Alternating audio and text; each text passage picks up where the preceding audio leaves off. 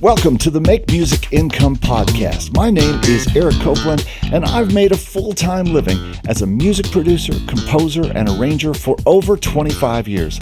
In this podcast, I talk about making music income with music licensing, music production, music streaming, music royalties, being a music composer, arranger, producer, or artist, or really any way that I have in the past or currently now, or want to make music income. I have free and paid courses and coaching and ebooks for you at makemusicincome.com/free. Make sure to like this podcast if you enjoy the content because it really helps, and subscribe if you're just finding the podcast or channel and want to be part of things every week. I hope all this content helps you make the music you love to make and make music income. Well, record is on. The light is on me now, so we can start for real. My camera's not exactly in the right place, but because I did Nobody cares. Music video. Nobody cares about your camera, Eric. So good to see you. When last we talked, you too, man. When last we talked, you were still starting your YouTube presence, or had and trying to gear that up, and then we're doing sync. Specifically with Sync Agent and working about on a song per week for a Sync Agent, or at least that's what I remember. Is that true? Is that right? Yeah, generally I could give a little bit of caveat to that, and maybe how things have slightly ebbed and flowed a little bit since then, but yeah, generally speaking, that's about right. So cool. Tell us what's happened since we last spoke. Yeah, for sure. I mean, so you said like the YouTube front. Honestly, I've been the world's worst and laziest YouTuber, and I'm happy to get into why over the last several months. And the biggest thing for me is, honestly, I had a very good, stable, like royalty-based full-time music income. And I started the YouTube thing not from the place of, hey, I have this 9-to-5 I want to quit with like something that's self-sustained and passive income or whatever, so let's go start YouTube. Like, I actually kind of already had that in place with music, and then decided to kind of teach and start sharing some knowledge I have to the world via YouTube, kind of from the place of, hey, like, I'm doing this thing full-time already. I'm in the songwriting, production, sync, music, day in, day out game, right? And so the problem though is, and I knew this getting into it, like it's not been a surprise at all, like because my music career was years of just incremental building YouTube and an audience is, as you know well, Eric, just years and consistency of incremental building. And when you are busy and have things going on and have a family, a young child in my case, there's this thing called there's only so many hours in the day. And when there's only so many hours in the day, I feel like I am constantly in this cycle of wanting to take inventory of, okay, what am I doing right now that's working? What am I doing that's not working? And what's the best ROI on my time? So I'm always trying to maximize time and take inventory of things. And so, I mean, honestly, I make infinitely more with music, and I am better spent just making more songs and feeding that machine instead of just, quote, starting over more so on YouTube and content and education and all that. Now, all that to say, like, I'm not actually done with it. I actually filmed a video this week. Like, I have some things coming in the pipeline for the channel for the education space. I'm trying to honestly find, like, what is a long-term sustainable balance for that. Because I think every YouTuber is thinking that. Like, every single YouTuber comes online saying, I don't know how much longer I can do this because I don't have the time, and maybe it's not paying really enough, and maybe I don't need it to. Yeah, want it to. I think that's the big thing. It's like there's honestly so many parallels between music and YouTube, and I've talked to some friends who are full-time YouTubers who are trying to get in the music space, and I'm kind of coming at it vice versa. And we've had a lot of conversations just on how parallel the career path is. And so it's like the fact that I already have this, like, again, this like royalty revenue, if you call songs content for the purpose of this content creation based thing already, like as my job, it's sometimes hard to then like go back to square one. And I've made it past square one, but like square 2 or 3 when like I already have years of a head start of building and growing the music thing and good royalty revenue streams, that it's like, man, I'm probably better off for the most part putting more of my focus over here and just doing the music thing. So that's where I've been on YouTube. If you've been watching my channel, thank you. I got more videos coming soon, actually. That's just where I've been. As far as the music creation side, I am doing about a song a week, and I've stayed on that, and a lot of the focus of that initially was sync, sync, sync. And in some ways, it's still sync, sync, sync, but pivoting more to... And I'm happy to get into like what I think the state of the sync industry is, but focusing less on let me just write a song for sync and a sync agent, but more let me write a song that grows a brand and projects of mine that I own or have some ownership stake in through collaboration on streaming. They can also serve sync, and almost pivoting more to a streaming revenue brand revenue first mentality and let sync happen when it's going to happen instead of trying to rely on you know that. what? You can't write for sync. I've started to become aware that I think the best songs that people want to use in TV shows or movies or whatever are songs that are just great songs. Yeah. That they find on Spotify or something like that just because they're good songs, not because they sound like they'd be good in a TV show. That really doesn't make any sense. Well, yeah, I mean, and to that point, I mean, I've had conversations numerous in recent times because so I've done pretty well in the sync space. There's some people that have done way better than me in the sync space. So talking to some of those people and kind of across the sync writer, producer, artist community in Nashville, there's a big conversation going on right now of like, dude, sync is slower than it's ever been in years at least. And people that made a lot of money, top 1%, 0.1 of 1% in the game are saying that too. So I'm like, okay, if these people are saying it, like, that's probably worth paying attention to. And I actually, not directly from the guy, but one of the top ad music, not supervisors, but like publishers, I guess, song pluggers, middlemen, we'll say in the game. A friend sync of mine, agents, maybe. Yeah, sync agent, that'd be the word. A friend of mine just had this conversation with him last week, so I didn't have the conversation directly, but I'll relay. And he talked about, here's what the last 10 years in the ad space have been. And I think this is like sums it up perfectly from someone that sees it from all angles. Like 10 years ago, the whole notion of doing sync was like not that popular or cool of a thing.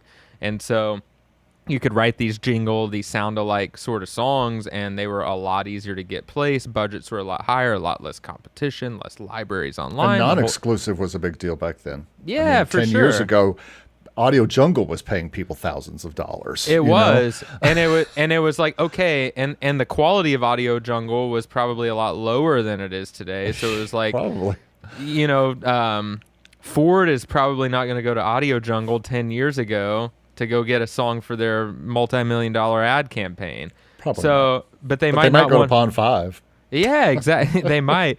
So 10 years ago, it was, well, I don't know anything about the library game, and I want to ask you what the state of that is lately here in a minute. But 10 years ago, like, that was the state of things. And that kind of was sustainable, got a little more competitive up until the COVID era.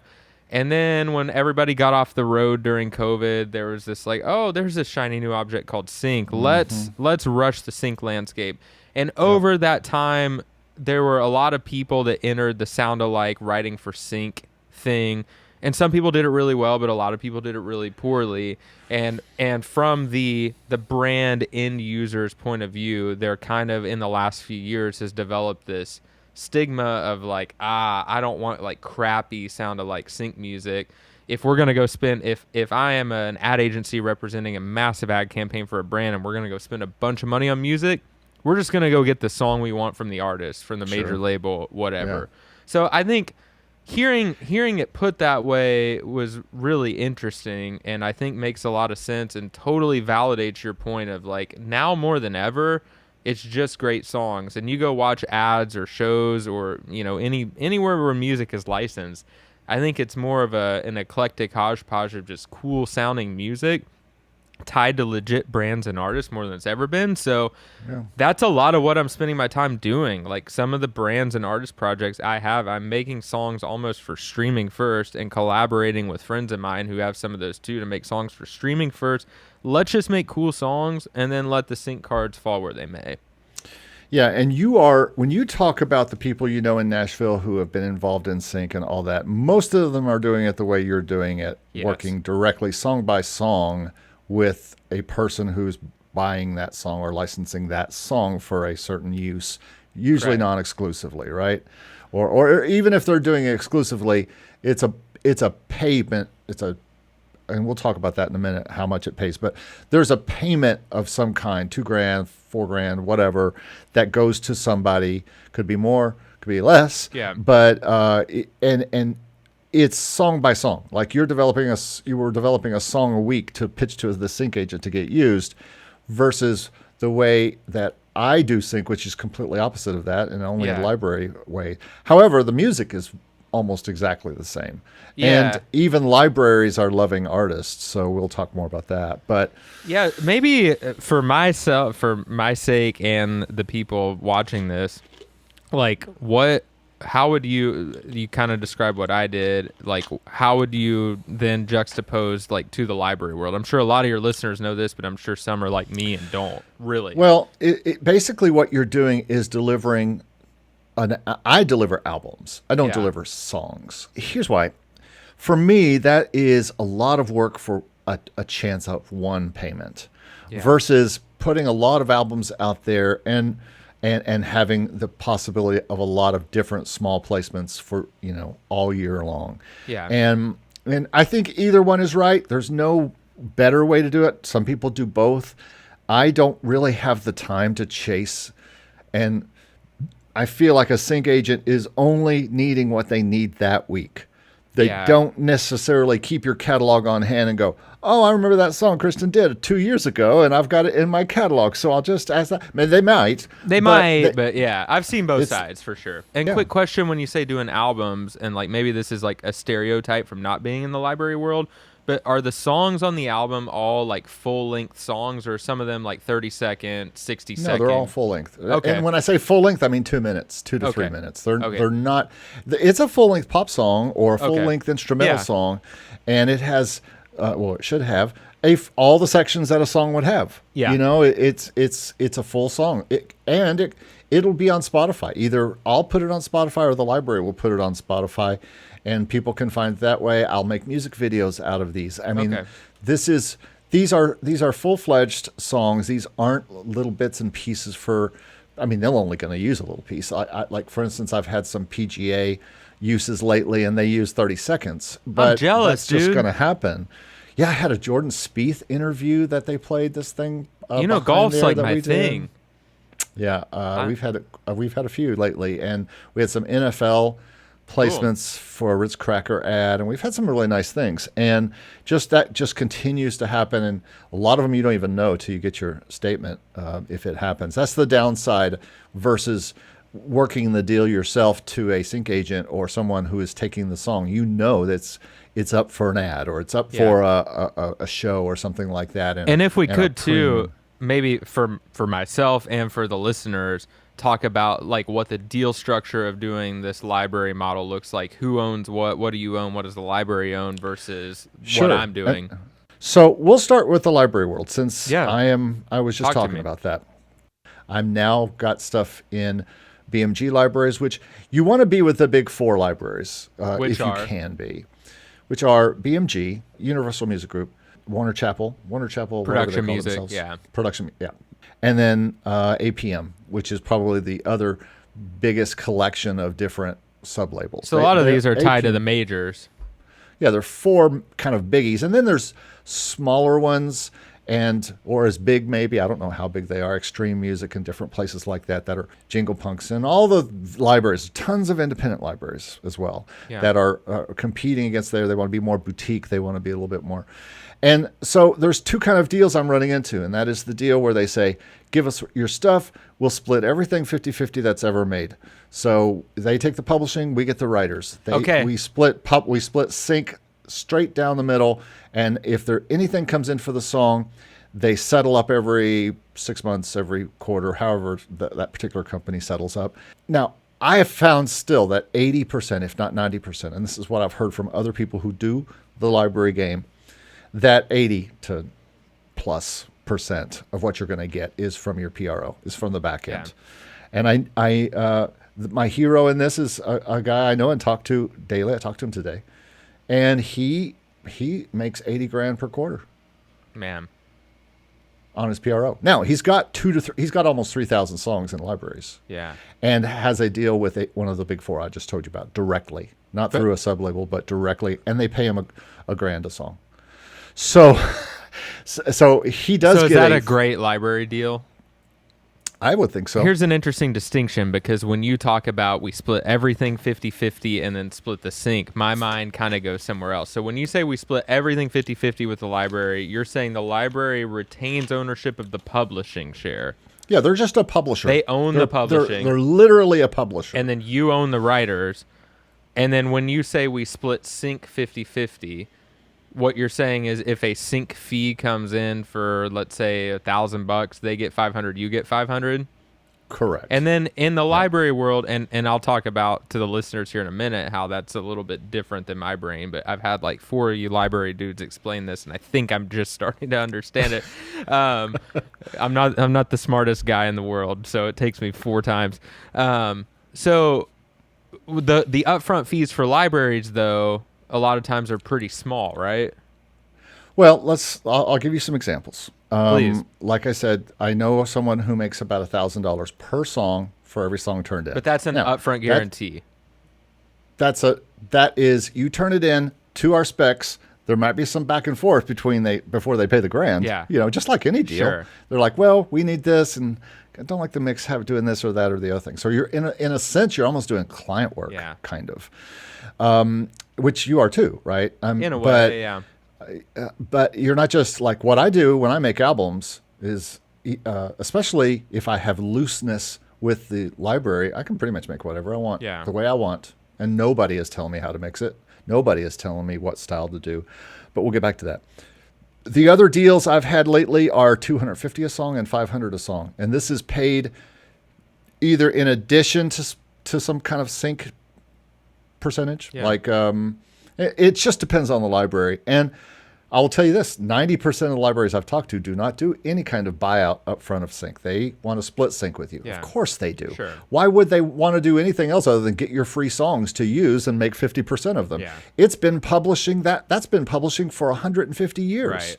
Right. The publisher is the person who gets it in the stream to be used or gets it into a TV show or actually does it, back in the day, got it on albums, right? They got it song cut by somebody or whatever. And for that work, they get the publishing half. That's why publishing is split 50 into publishing and writers. So that, and different publishers might be involved so they can split the publishing side amongst themselves and writers too. So this is the publishing deal that I wanted since I was a teenager, was that I wanted a company that I could send tons of songs to, and they would get them used and make me just consistent income eventually as they grew and take more and more and more, which hopefully would make more and more and more. And it is working like that. It's slowly and steadily going up, and probably I'm going to double the amount of songs, if not go over that I have out in libraries just this year, because we are cranking right now. And I think once you get to the quality level where they know you can deliver quality every time, it's just a matter of quantity at that point. Yeah. Now, that's a completely different game than making one song and working on it super hard with someone who can do something with it, a sync agent, who needs that song and even tells you maybe ahead of time that they need the song that sounds like that. Yeah, at times it can work that way for sure. So the library thing to me is all about the back end of the PRO. And it can be about some front end. I have one library who I just finished a country album for, an intention album for, and they paid me buyouts for both of those on the sync side. Full buyouts, so there is no sync for me, which is fine because, to be honest, that's the smallest of the incomes that I see from libraries is that actual sync payment. So real quick, so like if a song is $1,000 buyout, that's not just for the publishing, that's for buying out sync fees too? Sync mechanicals, like if whatever they might get from Spotify, if they put it on Spotify, content ID, if there's any content ID stuff. But you and I both know that content and mechanicals are tiny. Can be. And they know that as well. Spotify, all that kind of stuff is very like it has to go viral and all this kind of stuff to make anything on Spotify. So it can be, but it can be really good. No one is pushing it on Spotify. And if you don't push it, if you don't market your Spotify, told this artist for years, then nobody's going to know there. It's a tree in a forest thing. If your song's on Spotify but no one listens, is it a song? Yeah. But so this is how the way you're describing when they're buying you out of your sync, because I've heard these stories, like your buddy making 80 grand a quarter, let's say. I feel like I hear these stories of these people heavy in the library game where they're like, all this money just showed up on my quarterly PRO from all these placements I never even knew I got. That's performance royalties, though. That's not sync. Right. But they were but that obviously insinuated airplay on something that they didn't even realize happened. Yeah. Whereas and the reason that the library is able to grant these licenses without their permission is because of the ownership nature of the deal, right? Yeah. They own it. And then they're buying them out of the perpetual for the big ones. Yeah. Okay. So then it's kind of a wait and see what we got on our PRO.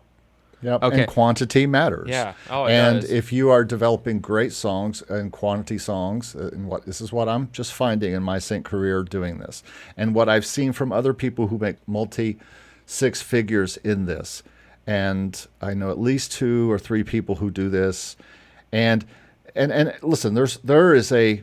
If you ask everybody what sync is, they'll give you a different idea. Some people will lean more on your side as like, I'm just working on a song to get in this one deal, and I want to get $5,000 for this placement or $30,000 for this placement, and that's what I'm going for this year. And then there's a guy going, I'm just going to write 2 songs every day that are accepted by my libraries, and I'm just going to pile them up and make 3,000 songs that are in libraries, and I'm going to make huge quarters every quarter, and I just make sure that's all put away and spent well. And is that, so it's like the songs that are turned into libraries? I know I asked a little bit ago, like, are those full songs, or a lot of times these instrumental only, instrumental and vocal, a combination of all of it? Yeah, it's either an album of songs, which have vocals, or instrumentals, tracks. I have 2 basic companies, Positive Spin Songs. A song indicates that there is a vocal to it. Yeah. If you hear a song. Yeah. Versus a cue. Yeah. Which or something like that, which would just be a beat, or it would just be some kind of instrumental classical piece or piano piece, or we're doing some reggaeton, just instrumental stuff. We're doing sports hip hop. That's just, it's all just instrumental. Yeah. And that's really mostly what TV wants is instrumental music.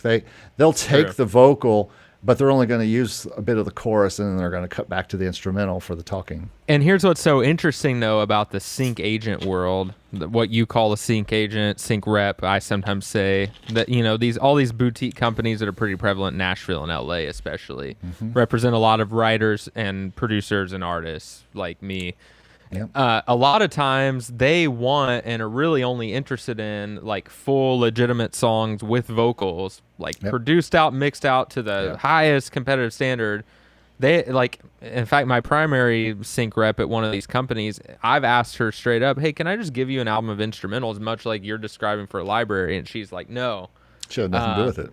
She didn't have anything. Nobody is asking her for an instrumental because they can find that at libraries easy. And you tell me, let's kind of talk about the sync agent side of things, because I want to do it, but to me it feels like it's a one-off, and you see what I mean by that? Yeah, I do for sure. And that's part of why, like when I talked to it kind of at the beginning of this, with sync being a little bit more volatile now, at least in this subsect of sync. That's a big reason why I and a lot of my smart friends around me are, I would say, all sort of pivoting more towards growing their artist brands first and foremost, and then growing some consistency from streaming, PRO, some of that, and then letting sync just be supplemental. The way that those deals are typically structured is you as an artist or producer or songwriter, maybe your whole project, or maybe just one-off songs.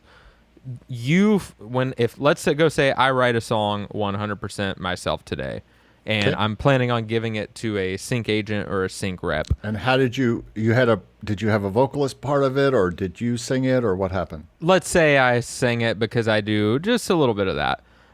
For the purposes of cleanliness. So let's say we'll just say I did it. Nobody else involved. Yeah, I in the sync agent deal own 100% of the publishing.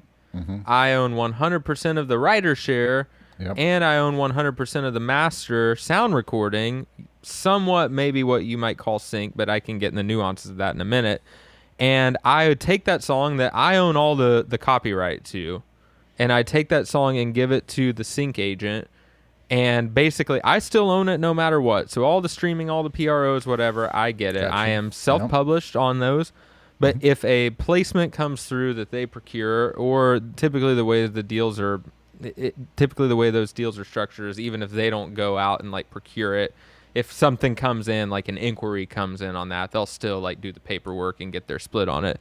They will, in exchange for a commission on the sync fee only, take typically anywhere between 25% to, some of them are taking 50%, but I would say most of the deals fall 25 to 35, 40% of the sync fees only that come in the door on that license.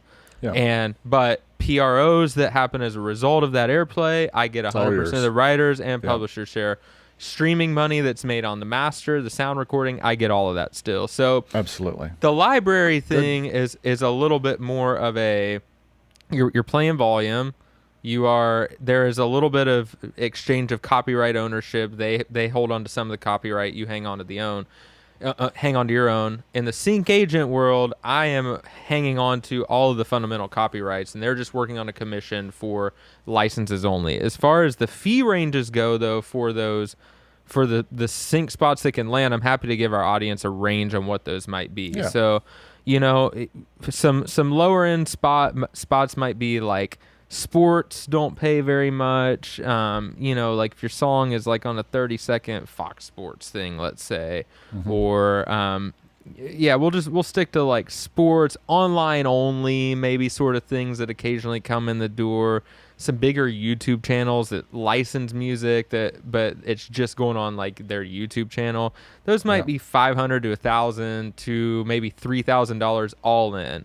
And when I say all in, I mean, if it's $1,000, let's say, 500 of that goes to the publishing and songwriters half, and the other half of that, the other $500 goes to the sound recording, the master owner. In that case, I would get all of it. So if it was a 25% split with my sync rep, they would get $250. I'd get $750 for both of those sides. So that's sometimes when you say we split the sync and all this, that's where I'm like, oh, but there's another like splitting in my mind. Well, I mean, when the sync in libraries is the fee that you're talking about that you're getting, this cash up front that you're getting, and the libraries will get that too sometimes. They will, but because of the natures of it, makes sense to me after we're talking about this. But because of the nature of those deals, you aren't really participating in the clearance or negotiation of those fees at all, because you've handed over the publishing ownership. And if you get like the upfront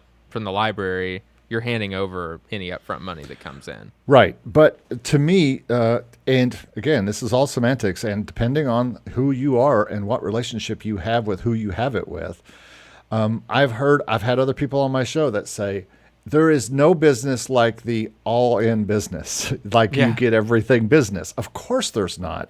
And if everybody had that sync agent in their hip pocket that loved their work, then they would only work for them for bigger fees. But I'll get into the cons of it too. So, and just to continue giving some ranges to our audience, because I'm sure people are curious about this, and I'm an open book. I'm curious. Yeah. So like we'll say $500, $1,000. Maybe you're like your Netflix TV shows selling Sunset and Love Island. Like those are gonna not pay very much. Or MTV shows. That's all in that $1,000, $2,000 and under range.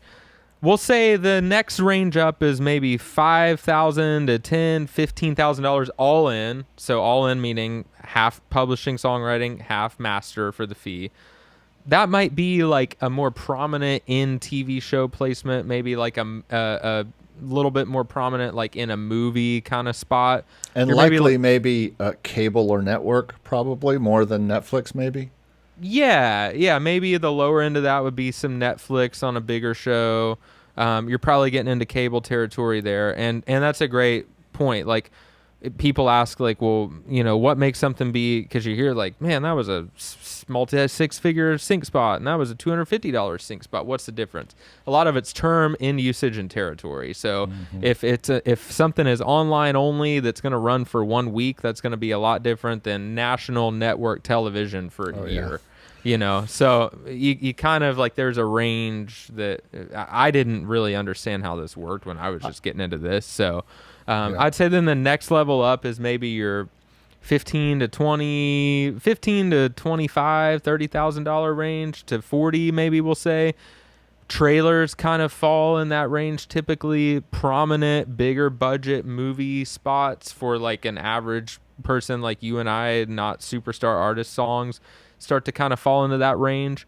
And then I would say, and I'll say like online only ads. So like if a bigger brand runs an online only ad spot, they might fall in that like $20,000 to $40,000 all in range. And then I would say like the $40,000 and $50,000 to, let's just say, 100 to six-figure range, we'll just say for round numbers, is typically where you start getting into major ad campaign land. So if a big brand that Apple comes out with a new phone. And then some of those ad campaigns, depending on like the term, the ad spend, the song, the artist, like those can get into multiple six figures. Like bigger artists in a TV ad campaign can command multiple six figures. Car commercials, but still, indie artists can make six figures on an Apple commercial. Yeah, if they're just being discovered or something like that. Yeah, right? They can for sure. And I mean, I've had songs in ads that pay really, really well. So then co-writers come into play here. So let's say that Eric, you and I co-write a song 50-50. We each own our writers and publishing share 50%, and our master share, let's say we split that 50-50. And let's say we get a $100,000 ad. And let's say, so our sync agent's going to take $25,000 off the top, then you and I are going to split 75 each. So we're going to make like, so here's where it's like, it's great still, but like the number you walk away with isn't always what the headlines say. Like I could in that example say, dude, I just got a $100,000 ad, and everyone's like, dude, you made $100,000.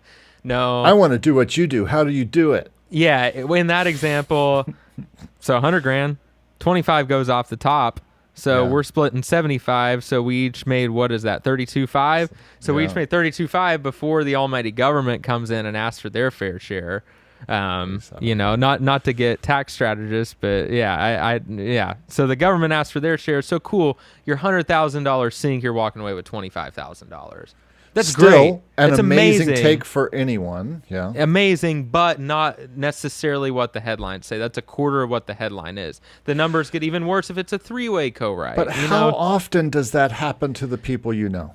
Yeah, so that's the thing. 5, 6, 7 years ago, it was a lot easier than it is today. And that, it's, I've had a handful of syncs I say a handful. I've had more than a handful of syncs, not counting my music bed stuff, but through the sync agents, maybe 10 or less.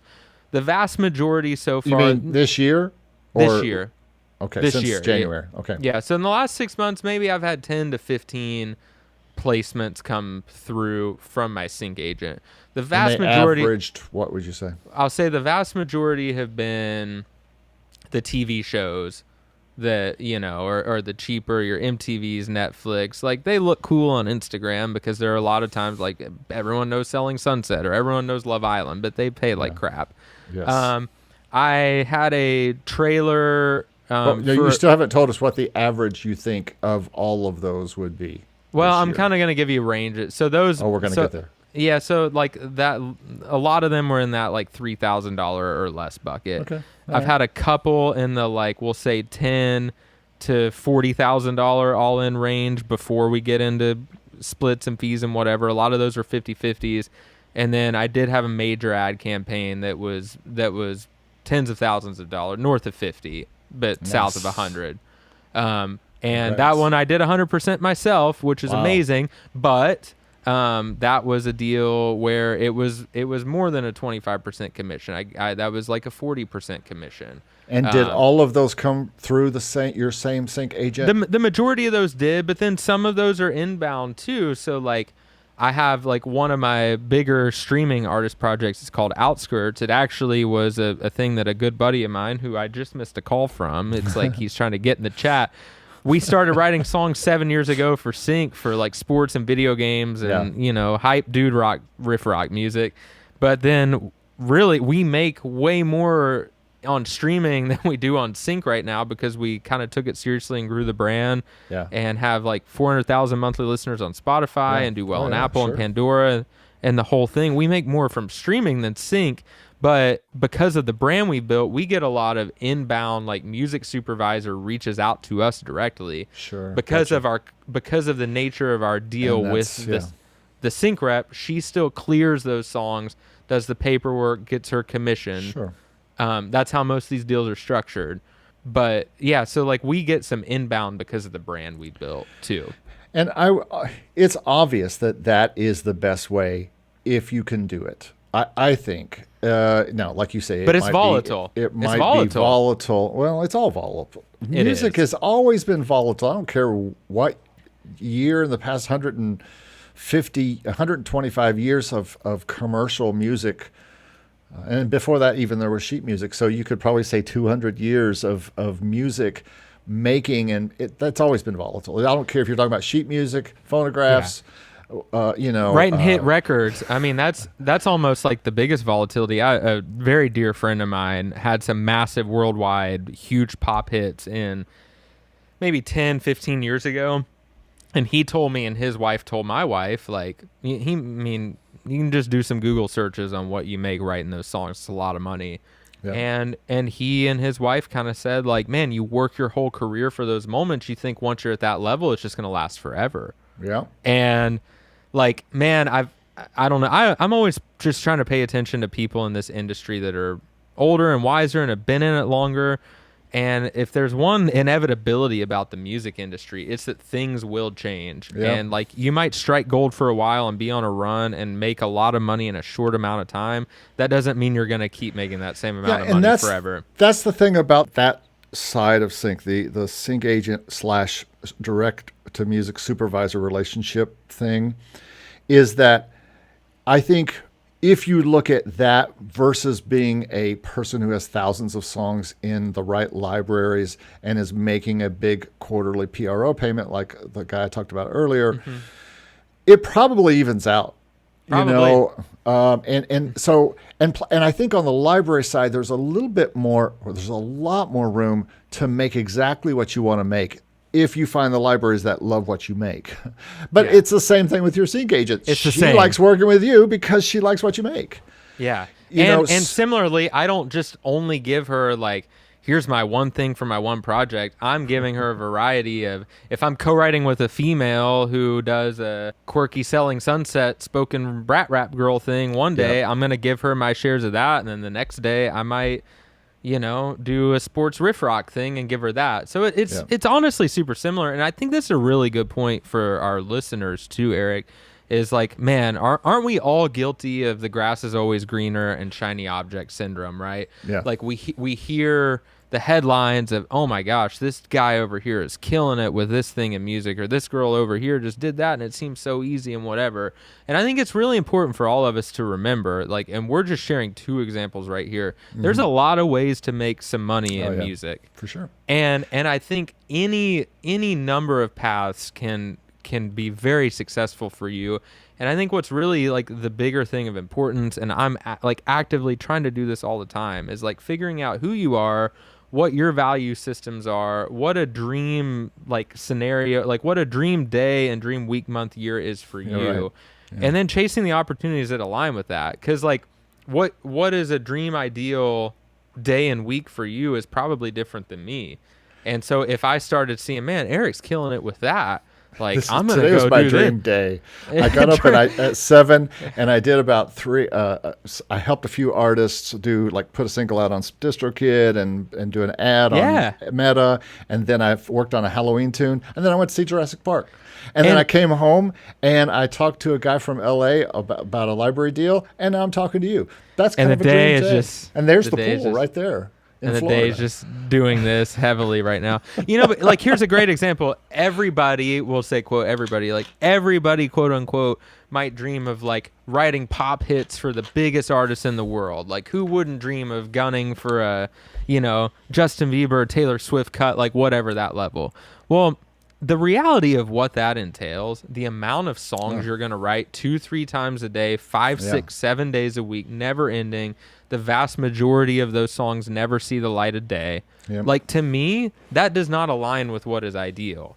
Now, there's a group of people out there, like I listened to Ryan Tedder on And the Writer Is this week, and Tedder, all the hits, all the songs, all the money, he's like, yeah, I write 2 songs a day, 5, 6 days a week. It's like video games to me. I love it. The guy I talked about writes 2 songs a day every single day, turns them into the library. It's like, it's a job. It's not, we can take off in the middle of the day or in the morning to go see a movie or something like that because we are our own business. But I better be cranking out some more Halloween songs after we're done here today because I got to turn it into a library so that it can get in time in order to be used in TV shows in October or whenever they run Halloween things. Same with Christmas coming up here in the next few weeks. Maybe we can talk about projects here in just a minute. I just did some Christmas. Yeah, I'm getting ready to turn in some Christmas stuff. A cello Christmas thing is due next week, and then I've got another couple Christmas albums we're trying to get out into August. I think the thing that I can't get most people to do, and that I have seen for years with artists, and so have you, even though I've been doing this probably twice as long as you have with artists, but you've probably seen all these same things. And that is, most artists just don't keep on being artists very long. Because they just, it's hard. I mean, being an artist, especially post-COVID and post-CD, it's really tough to be an artist. What are you going to sell except Spotify? That means you better work the heck out of Spotify and ads. Like I told you, I just did a Spotify ad today. That's just to drive people to Spotify to listen to this new single by this artist. It's one of the strategies, and probably the best strategy to get strangers to your music that don't know you is meta ads, but that's a whole nother video. But, unless you've built for years, like you have a really nice following on Spotify. Once you build a following, you can work that following. But anyway, that's, like I said, a whole other video. What kind of PRO are you seeing on the back end? We've heard about a bunch of the front end stuff. Are you seeing consistent PRO from this stuff, or would you? And which would you say pays more to you, the PRO or the front end? Oh, typically, if it's a proper sync fee, you're going to make more on the front end than the back end because, like, compared to your buddy doing, like, the huge volume at libraries, he's just going to have a volume of things hit on that quarter that's way higher than I will. But, like, so I would say is it consistent? Like, I would say I would say my PROs are consistent, but it's not necessarily like I have a baseline of like all my streaming sort of things that like all those pennies. Because you have pennies. Quarter. You have because PRO can also be streaming. If you're doing well, you can have a good income from your PRO and streaming. I don't really. All mine, is. Because I have a lot of artist cuts from my years of doing that game, and it's not like big money, but it's pennies that add up. So it's probably. I mean, you could look at your TV use and see. Is that growing, or is that about the same all the time? I would say it's about the same all the time, but it's kind of every quarter getting replaced with like, hey, 2 quarters ago, I had this thing that aired, and then the next quarter something else aired. It's not the same thing, but it's pretty equal, steady, maybe growing a little bit, but it's I mean, but you're gonna see like. Even like a big TV ad campaign, like I was actually back paid for a couple quarters and missed reporting on it was a Subaru ad that I had that ran like 3 or 4 years ago, and so I actually got like a couple years of PRO all at once on this last statement, and so like I could see like I didn't even have to go do the math. I'm like, what are all these like 2 years of 4 quarters added up? It was like all at once. And the upfront on a Subaru ad that ran a lot was a lot higher than the PROs, but the PROs are still cool too. Yeah. And so you had said earlier there were some cons of doing the sync agent side. I think the biggest con is how hard you have to work to get it versus there is almost no work to get. There is no work other than providing great songs to libraries to get something in a TV show, because you're not doing it. The music supervisor is coming to the library to find the song and using it, and so there's absolutely zero work on our end to get a play. Now it's going to pay much less, even on probably the PRO side, than it would through the deal that you're talking about. But I feel like the people, and you can tell me if you think this is true or false, but the people who are doing the best in the kind of sync agent, direct to music supervisor world are the people who are busting it to make those relationships and keep those relationships and find those people that love their music. And because the people who I know who do it, who make good money at it, bust it harder than probably most other composers. Yeah, I'd say that's 100% right. And then I would say, too, again, just myself and some friends of mine that are smarter and older and been at it longer than me in that space. Like, they also are just, they're focused on building a brand for their greater artist thing, growing streaming, doing the social media thing a little bit to help, like, just increase their brand presence and brand value for sync. I would say the biggest con, though, it's volatility, and it's the competition that's entered the space. That space just in the last handful of years has become so saturated, and there's still money to be made. It's just like it's not as 1 + 1 = 2 as it was. We'll just say pre-COVID. Absolutely, and I don't even think, on the sync side, I don't even think of terms of being a brand. I only think of terms, like I told somebody, I am not trying to be an artist here. I'm trying to make great songs that they sell themselves. Mm-hmm. I don't have to go out and sell them.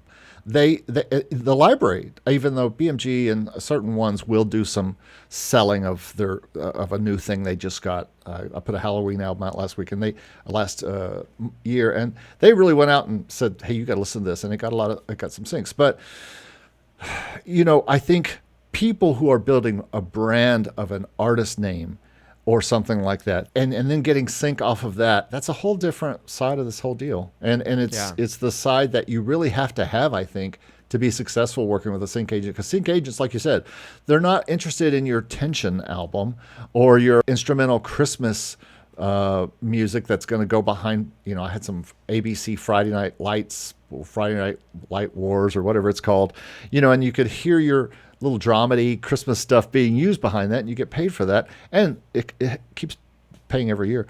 But it's just a difference in your attitude. If your attitude is being an artist and a brand, and then selling a music supervisor, which music supervisors love artists and love brands, probably they value that much more than library music.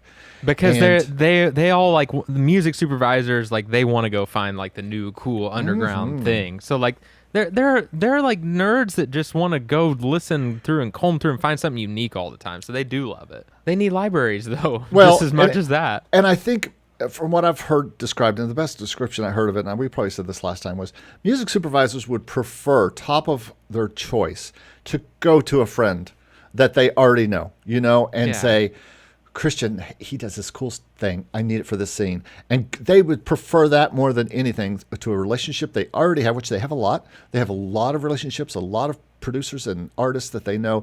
Ooh, I want her song. She's such a great rapper. I want to use her on this song. Let me call her up. That's their first desire, probably.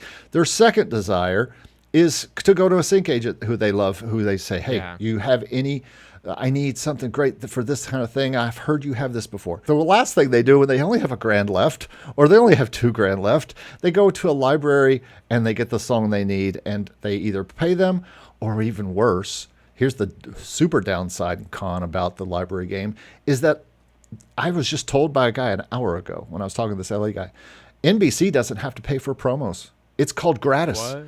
They get to just use it. Anything in the library. They don't have to pay for it.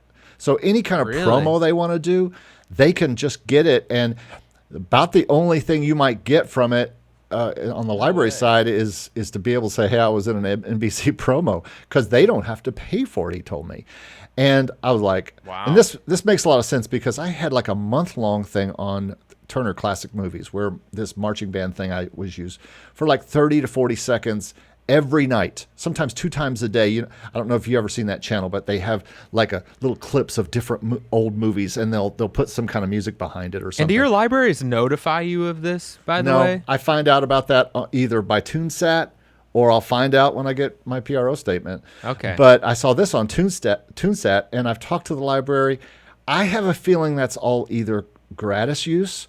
I did see a little bit on this last statement from it. $30-$40 or so came from it. Or it's blanket. They can pay a blanket license to certain libraries, especially the bigger ones. And I don't understand how it all works. Suppose, and I know that the libraries do sometimes pay me a split of that, or all their writers a split of that, which is very little. I think the most I've ever received from a library in sync fees because of it has been $300-$400 in a quarter or something like that. But still, that's a big downside. Versus if they came to your sync agent for a promo, they're definitely paying, right? They're not getting it unless they pay. So to me, that is a better thing. But here's the biggest downside, is that I think it takes that chance great meeting between you and a music supervisor, or you and a sync agent who loves what you do. And to be honest, it takes that for everything in the music business, I guess. Yeah. Finding the right library who loves you and communicates well with you, finding the right sync agent who loves you and communicates with you, finding the right music people supervisor. are everything. Exactly. The right collaborators, yeah. The right record label that loves you and wants to sign you, the right radio station who loves your music, right radio DJ who loves your music and wants to play it. It's all in who you find and how much you get out there and get known to these people. Yeah. If I had never sent an email to any music library, I wouldn't be in the sync game at all, except for those chance things where they're searching Spotify, and I've had this happen, and they find a song and they trace it back to you somehow and say, is that song, can we use that song for a thing? I almost had a $30,000 use from a company that found a song with a specific name, which was the name of their company. So, and you just said the music industry word that is so true. I almost had. Man, the amount of what we didn't talk about was, we were talking about how much money I made on certain things. If you want to see even bigger money, I could tell you about the numbers that have fallen through. Oh, man. If you want to get depressed real quick, just go count the emails of, numerous 6-figure ad spots that have fallen through. Like, this is why you just have to stay emotionally regulated and humble. That's why you got to do what you love to do versus do what you think they want, because you'll kill yourself doing stuff you hate to hopefully get a gig. It's kind of like the people playing in bars, playing the top 40 or whatever that they hate because they want to make some money. And I just had an email this week of a guy saying, well, I've sent my so-and-so knows so-and-so, and they've sent my tape to this person or my song to this person, so I'm waiting to hear back. I'm like, dude, I've been there 1,000 times. Yeah. That is no way to live. I would rather have a person who I send the thing to and they say, yes, send that to me. We will not only use it, we will get it out, and TV shows will use it. So, yes, I want that. Or they call me telling me they want a certain thing, or we talk and I find out exactly what they want, and they said, oh yeah. And I have libraries that will say, no, this is not for us. And I'm like, fine. I'd rather have the honesty so I can go to the next library and they say, oh no, yeah, we love that, and we can get uses for that. So both work. My goal is, I have thoughts all the time about, am I doing this right? Do I need to do more of that? Do I need to go to PMC this year, to the Production Music Conference, and find those music supervisors and make those relationships? But I tell you what, probably I'm not going to try that as hard as I am. Just meet all the library owners that I work for now would be a great thing. But find more libraries and find some maybe some upfront, some buyout deals and things like that. But finding music supervisors and serving them, even a sync agent, feels a little like work to me, because I've been a music producer for hire for 30 years. And I'm about done doing what people want. You know? Same.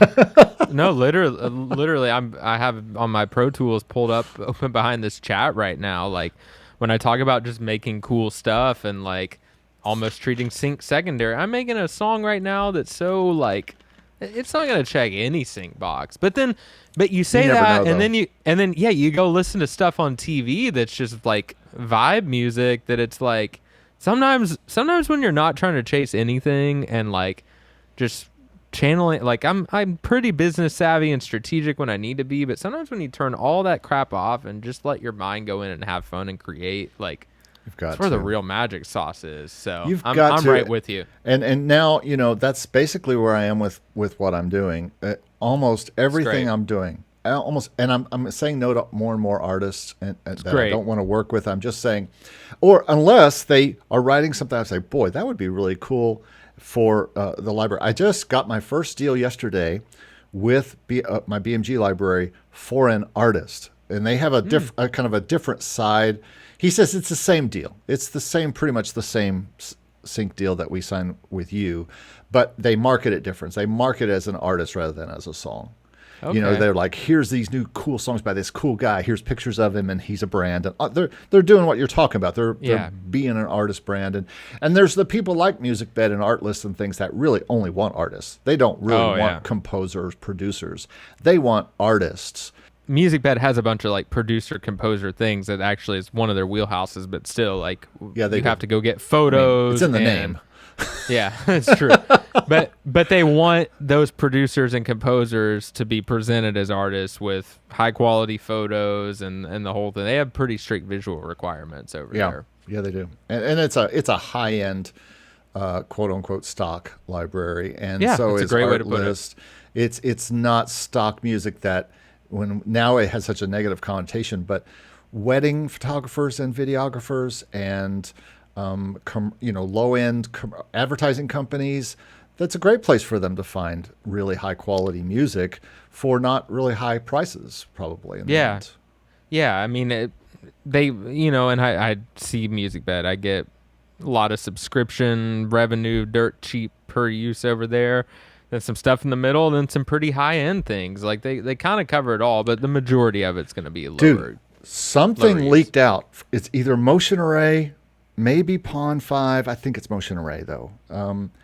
But I had a piano tune last year that was just a piano cover of the national anthem that was used by Fox and Friends. You told me that 3 nights in a row and made $2,500. That's crazy. Off PRO. And I didn't have any idea. Nobody saw it. Nobody told me. I wasn't told by anything. I may not have been tracking it on TuneSite. You have to put the songs in these certain programs. Track is another one that you can kind of see who's using stuff in real time. But I said, why do I have a 4-figure PRO check?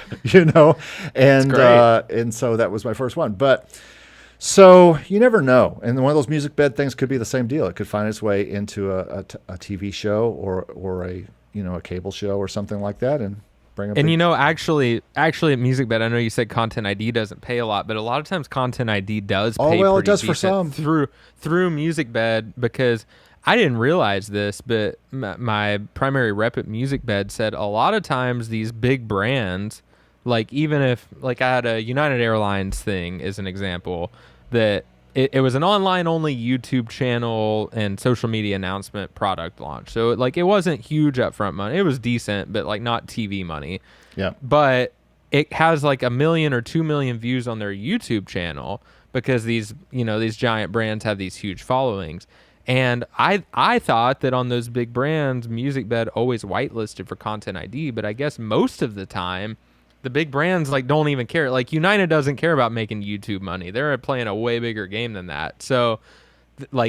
So in that instance, I'm going to get whatever the artist share is of those 2 million views in a couple quarters paid out through Music Bed because they collect your Content ID. Absolutely. And I know people who are making thousands and thousands off Content ID. And I think it's gone down a bit because I think most companies have figured out how to whitelist their channels and their videos. And they like any small wedding videographer or whatever, like their song gets auto cleared for Content ID through their checkout process. But on these bigger, more custom quote brands, a lot of times those brands don't even care, I guess, about like this stuff getting whitelisted. So it's a nice little bonus for That's cool. the music makers.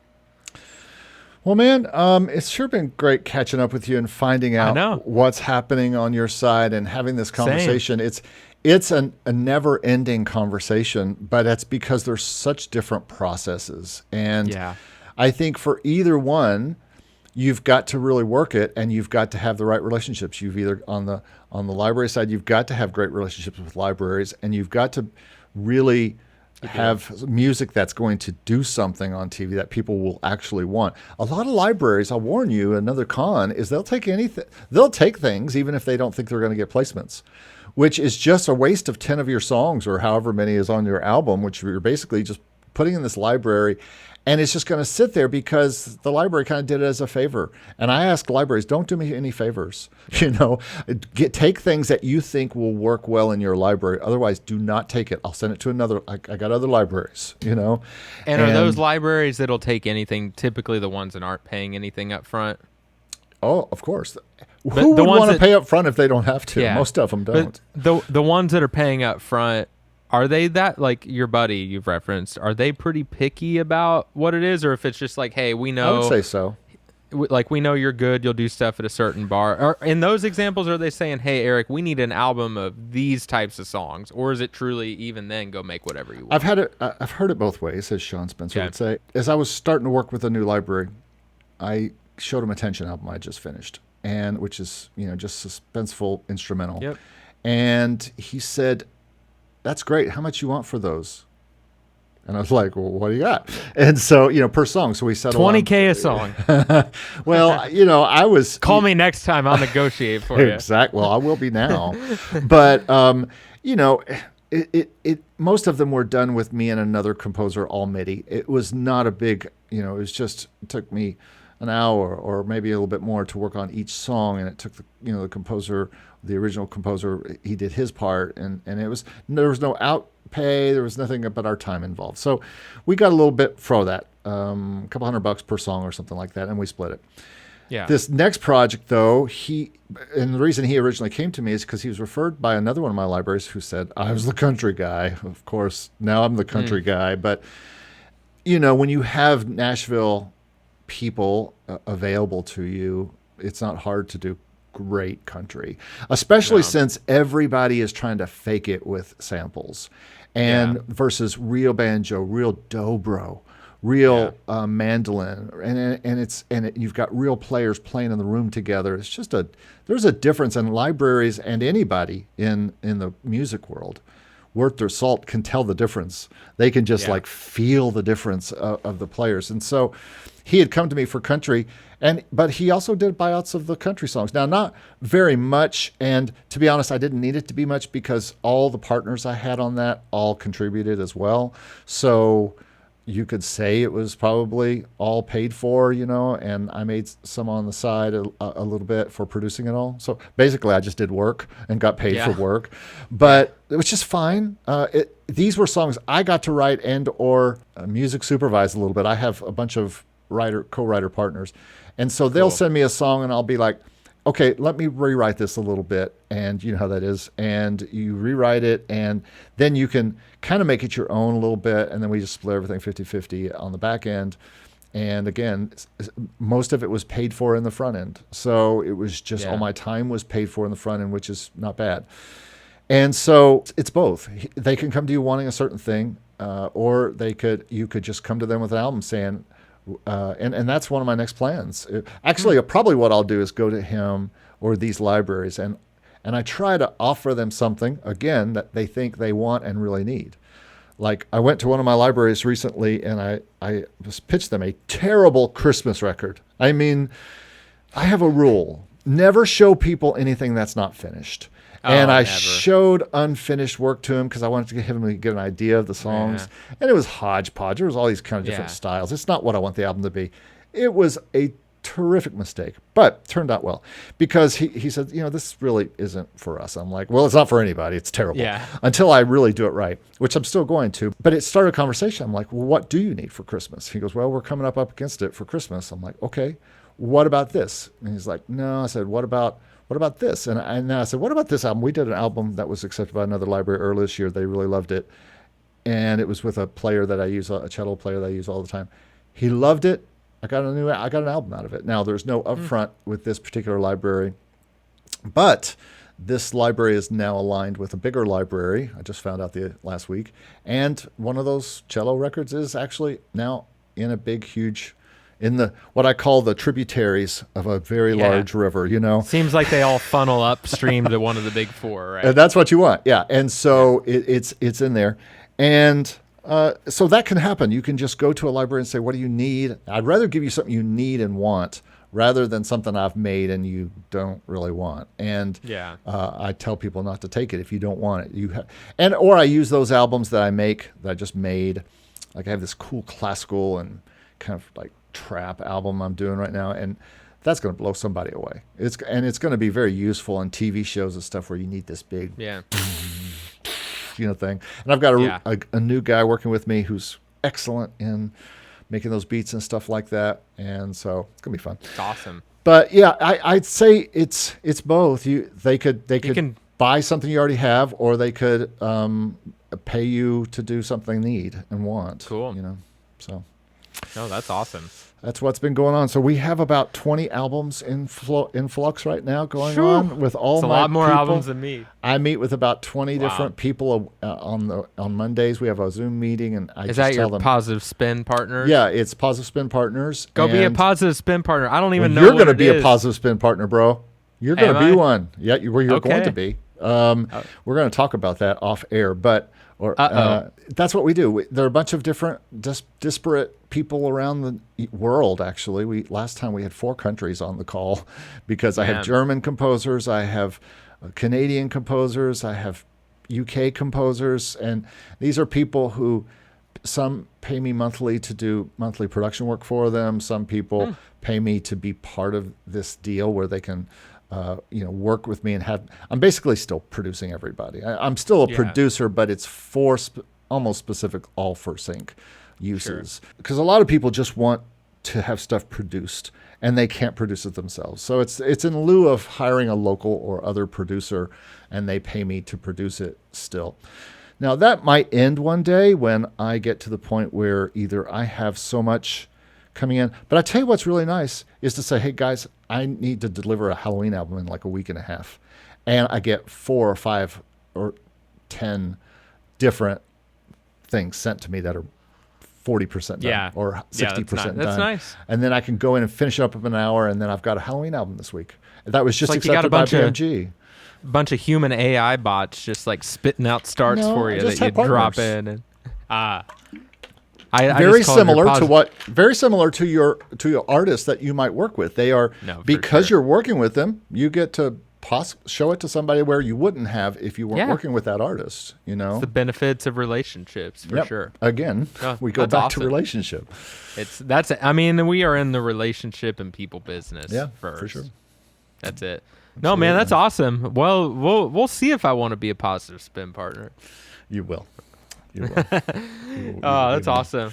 It's always great to be with you, Eric. Love your channel, love your community. I feel like I just learned a ton about the library game. You got my wheels turning. I'm over here like I need to go research the library world, and hopefully it was helpful for some of your audience to hear a little bit more about sync from the perspective that I'm coming at it at, and a lot of other people in Nashville and LA are too. Yeah, it's probably the more popular, but again, it depends on who you are. Though. It depends on who you are, really. I mean, if you're a composer, probably not. If you're an artist or producer producing artists, is probably the better way to go, I would say. Yeah. So, not necessarily, but yeah, right. We can talk about it all day. All right, man. Thanks so much. I appreciate it. Thank you. All right, man.